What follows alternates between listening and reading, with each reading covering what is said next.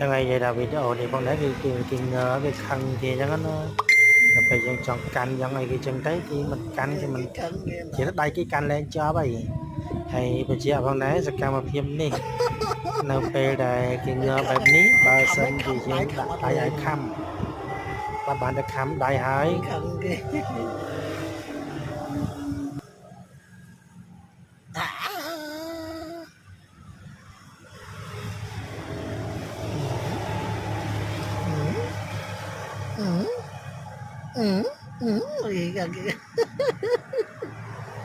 khăn cái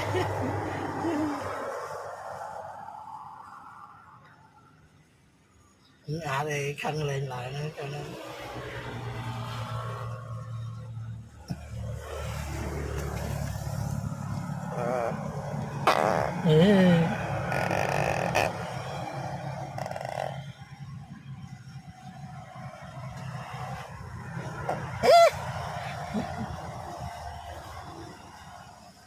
cái là anh chăng